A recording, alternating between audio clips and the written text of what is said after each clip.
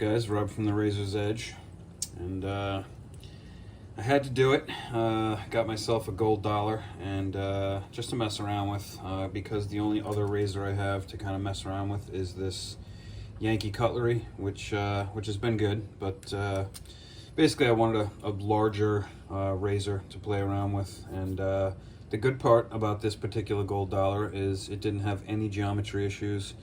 I don't know if you guys can see that bevel at all, but it's like perfectly even from one end to the other on both sides, which is pretty cool.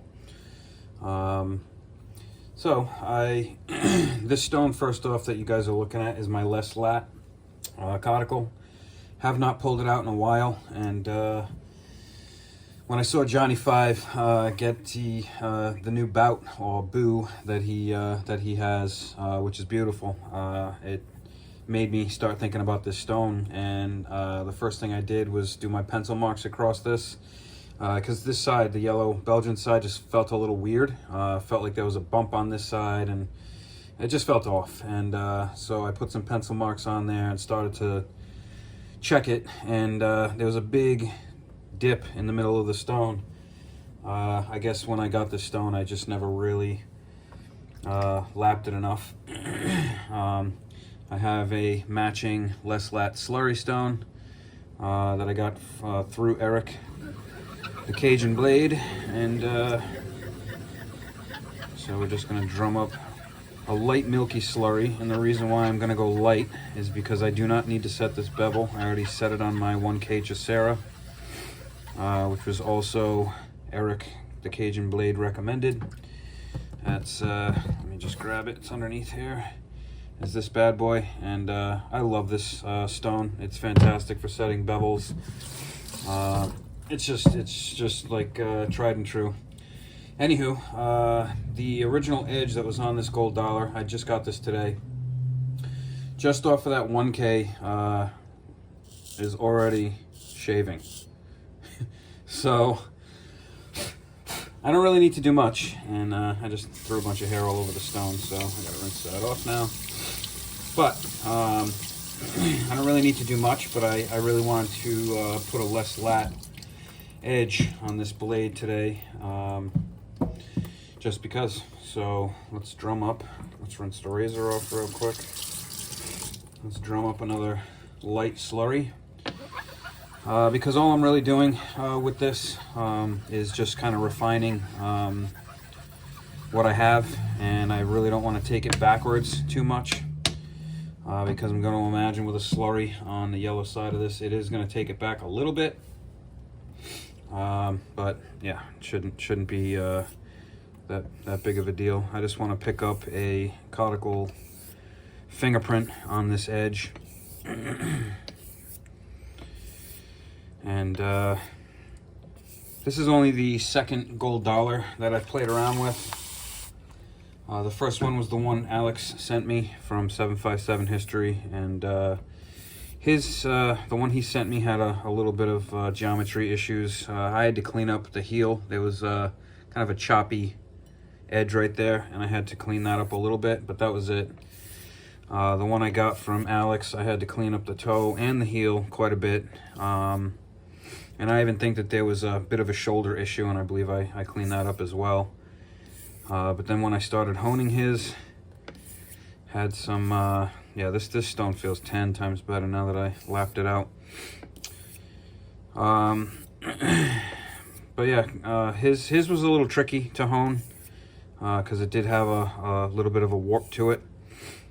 And this one doesn't. The first thing I did was tape this razor, because I said to myself, if this thing is going to have a warp in it and I'm going to have to grind the spine to get it flat or anything like that, I was just going to return it. But seeing how I'm not having that issue, we are going to keep it and run with it. This particular one came with a little travel pouch, which it's not the same one that was posted. The other one had like a button on the front, so I mean, it's not really the end of the world. It's just a gold dollar. But this one also came with a little strap that I don't paste any of my strops, and so I figured I'd use this gold dollar strop, which actually is, it's like a mini strop, if you will. But it's decent. It's not terrible quality or anything. So I'm like, you know what? I'm gonna that'll be my paste strop, because I've never really I've messed around with diamond paste, but I've never really messed around with the black, red, or green paste. But I do have the green oxide paste, and I like I said, I haven't really played around with it. So this will be, the razor that I mess around with that. This should be a very quick Delicate because I plan on getting to that hybrid side quite quickly.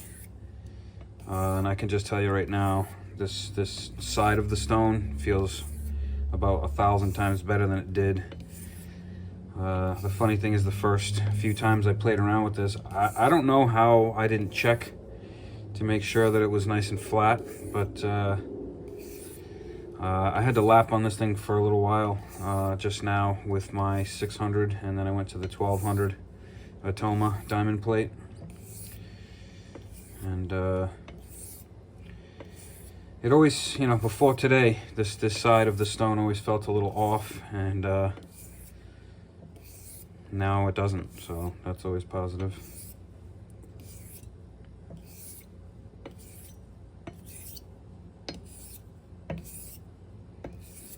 Yeah, I mean, that just feels 10 times better.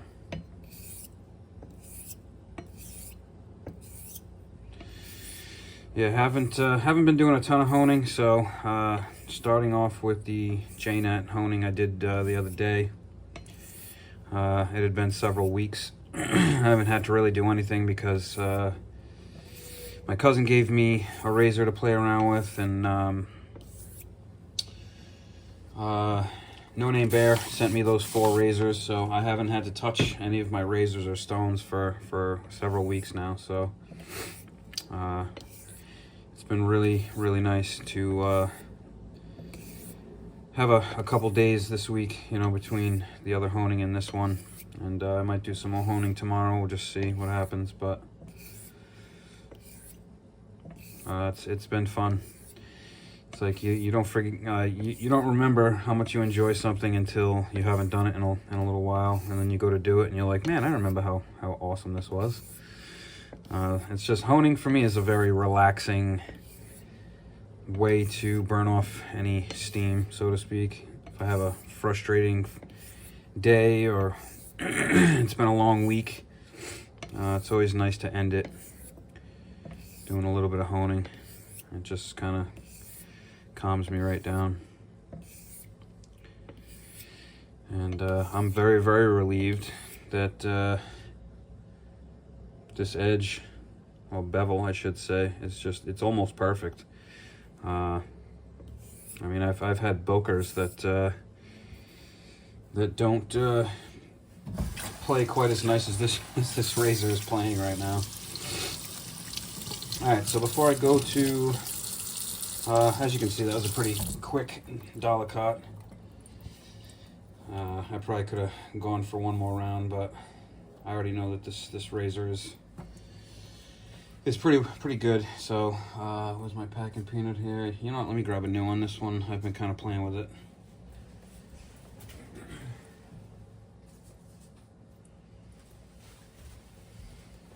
Grabbed a couple out of a box I have on my shelf over there, and I'm just curious to see where I'm at.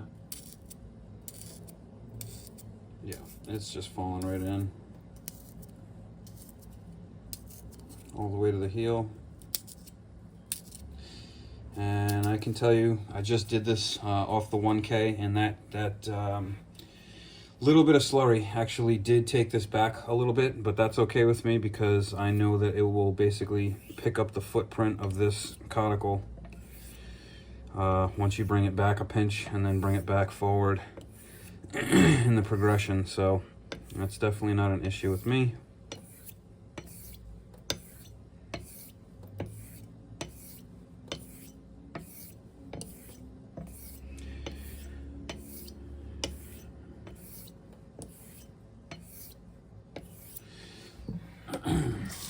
So Eric, the Cajun Blade, had taught me when I first started asking him about the whole dollar cot months ago.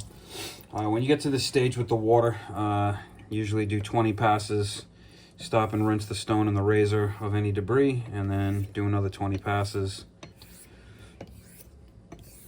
You do that multiple times until it's basically HHTing. So, and as I'm talking, I'm losing count, so I'm gonna shut up and just count this real quick.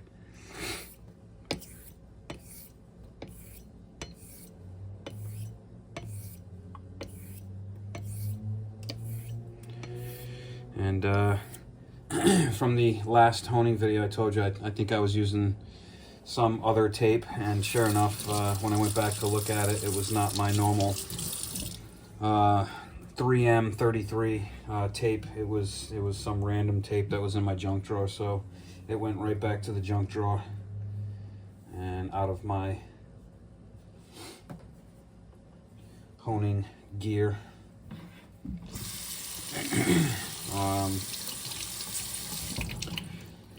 But yeah, just having some fun with this razor. Watching some videos today, getting caught up.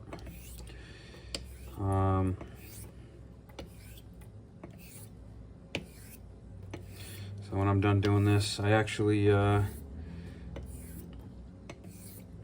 of want to check out the edge on the Boker with the blue Paua shell scales, because I shaved with that, and you know, it was pretty keen. There was really no issues with it or anything like that, but it just seemed to be lacking in comfort a little bit. So I decided to just throw a J-Nat edge on it, and that was my last honing video. So today I'm going to shave with that and see how I made out. Because it's HHTing beautifully, sliding into the packing peanut, all that stuff. So I'm pretty happy with it.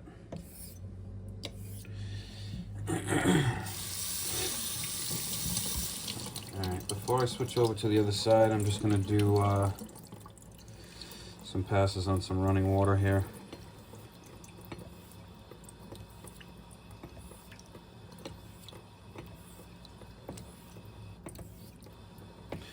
Yep, it's definitely starting to feel a little sticky, which is always good to a certain degree.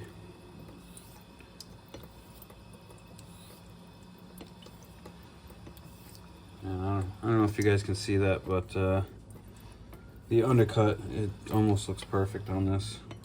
It's just swiping all the water clean off.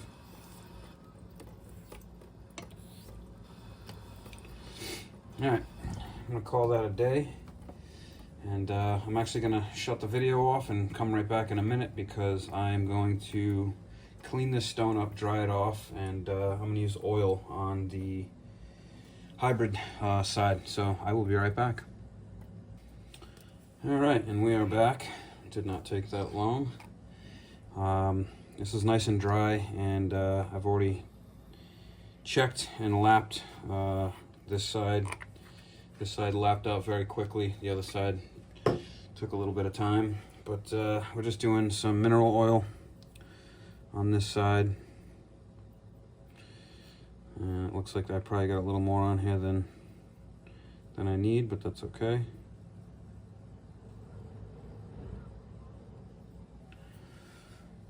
Just rinse my hand here. All right, so we are basically in the finish passes for, wow, that just feels glassy right off the rip. And like I said, there's plenty of oil on here, but wow, it feels pretty amazing, to be honest. And I'm basically putting zero pressure. I kind of treat this side of a LesLat, the hybrid side, because it's basically quartz, and it's pretty hard. It doesn't lap easily like the yellow side. But I think about this side kind of like an Arkansas.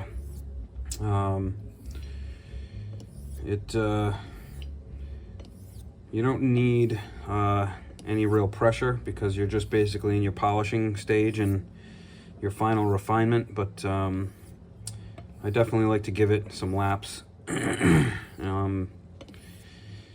For example, on an Arkansas, and I've had this discussion with Eric many times, and he's the one that has said to me, basically, you know, you got to put at least, you know, 200-300 laps on an Arkansas to really pick up the characteristics of the Arkansas, because they're very slow, and I would say that this side has that similar feeling. The coolest part I think about this stone is that even though this is a very hard stone on this hybrid side, it's pretty damn quiet. I don't know if you guys can hear that at all, but it's just like this, you know, like a very, very silent kind of sound. But I definitely like to run a decent amount of passes, so that's really all I need to do, and then this will be good to go. At the end of the video, I'm probably going to stop the video. I'll wash all the oil off and clean up the stone, and I'll give it some laps on the linen, or maybe even the fire hose strop, and go to some suede, then some leather, and yeah, I just picked up a sound that I wasn't hearing earlier. I think it's just the dry part of the stone here. Yeah. Which is also a good sign. That lets me know that the blade is basically, all the oil is going up onto the blade. It's actually starting to spill over the back, which means I probably put a little too much, but that's okay. As long as I get the desired results, I'm happy with that.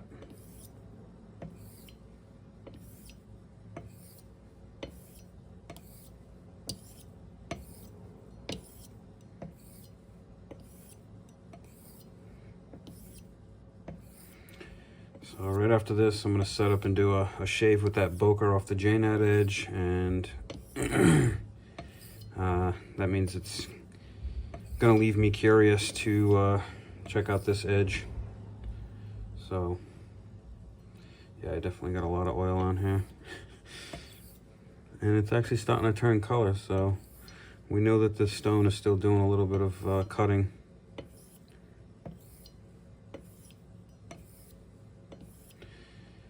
But this is probably one of my most prized coticles. I think it was the most expensive one, because you usually don't see them this size. I actually want to thank Eric, because he's the one that told me about this stone and hooked me up with the guy I got it from off, I believe it was Facebook. And I got this and an LV, a La Vignette.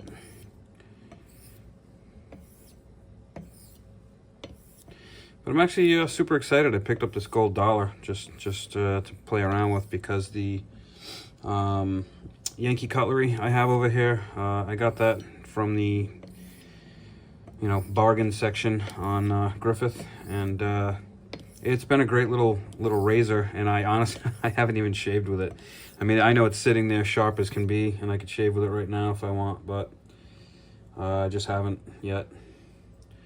So at some point, I gotta do a shave with that and with this. But they're not really. I didn't really get either one of these razors to shave with as much as I got them to test stones and things like that. So not a big deal.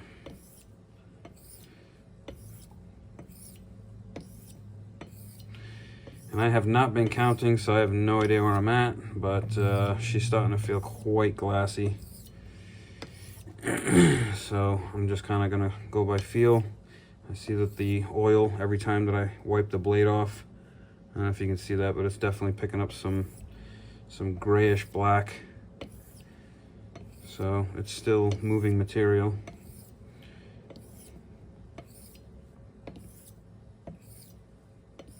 And it just has such a smooth feel to it. It's not really glassy like in Arkansas. It just has like a, how do I even explain it? it just has a really soft, smooth kind of feel to it, even though it's hard, if that makes any sense.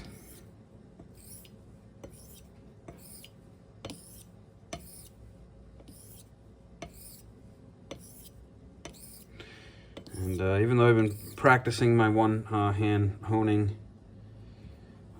these bigger stones, I actually still enjoy kind of using that left hand as a guide. And I mean, there's no, I am putting absolutely no pressure on that guide hand. It's just a comfort zone thing. I kind of wish that I had started one hand honing right out of the gate when I first started doing this. But you know, it doesn't bother me either way. You know, I can do it both ways, but I just feel super accurate when doing it this way. I feel like I can feel what's going on every part of the edge, you know. Whereas if I do one-handed on a harder stone like this, I feel like, you know, I can get a little topsy-turvy, and I don't want to screw up my edge. So the one-handed honing for me is still a slight work in progress, but not by much. But I really enjoy doing it when I have the stone in my hand.